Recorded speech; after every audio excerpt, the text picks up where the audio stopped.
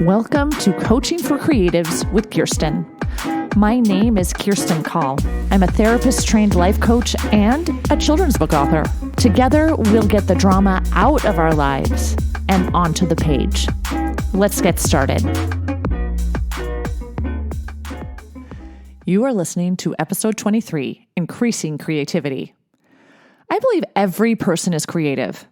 Whenever people say, I'm not creative, I don't have a creative bone in my body, I have to really restrain myself from contradicting them and saying, yes, you are creative. Creativity is part of being human.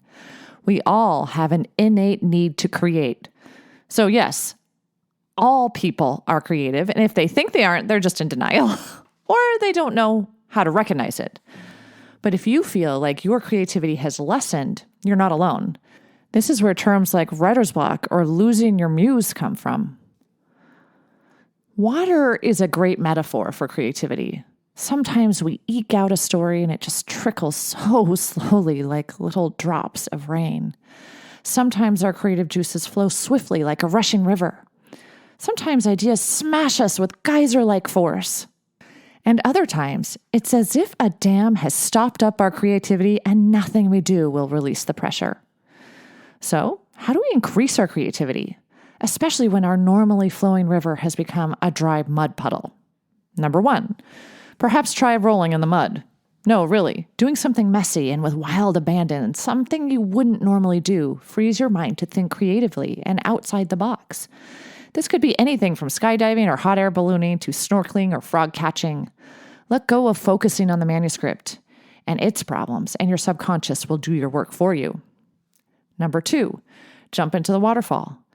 Do you have a list of ideas you have no idea what to do with? Take those ideas and immerse yourself in them. Mix and match or double up. Ask yourself ideas questions. Perhaps you'll be inspired by flowers in a vase versus flowers outside. What do they think of each other? Are they jealous of each other? Is there healthy competition? Perhaps some are weeds and some are not. Do they feel less than or more than?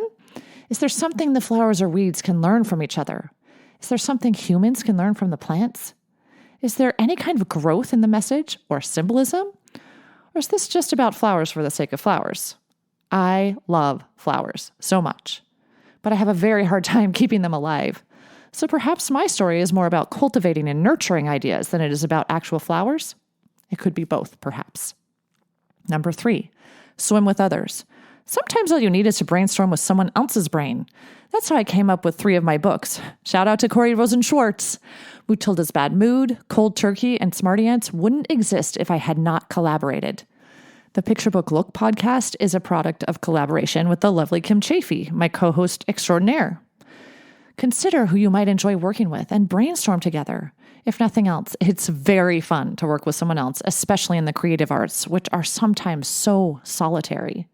Which leads me to number 4, swim alone. While collaboration is great, creativity needs solitude for optimal performance. A 2012 study run by psychologists at the University of Utah found that after 4 days alone in nature, subjects scored 50% better on standard tests of creativity. Schedule in quiet time for reflection, time to think, time to daydream. Number 5, consider your ocean of ideas. Write down everything you think of. I mean everything, even if it's the dumbest idea you've ever thought of, even if it's the dumbest idea anyone in the history of this planet has ever thought of. There is genius in quantity, because the more you think of, the more likely you will come up with a genius idea. Number 6, meditate. Water is actually a really good conduit for meditation. The sounds of rain or the ocean really lend themselves well to meditating and mindfulness. Next week, I'm going to share a short guided creativity meditation that I wrote for a workshop.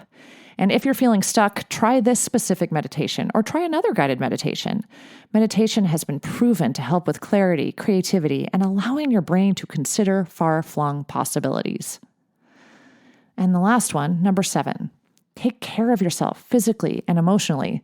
And that includes drinking a lot of water, actually. We need water, right?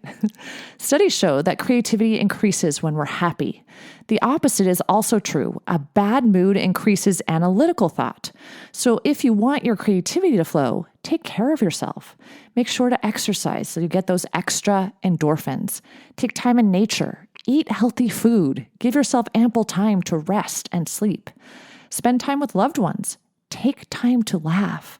Anything that makes you happier also frees you to imagine and dream and create. So, next time you're feeling stuck and you want to give your creativity a little boost, try anything we've talked about today, or just force yourself to smile for 20 seconds. Smiling actually spurs a chemical reaction releasing dopamine and serotonin. Your brain will notice what your body is doing and think, oh, I'm smiling, I must be happy. Take advantage of your good mood and revel in your waterfall of creativity. Until next time, keep smiling.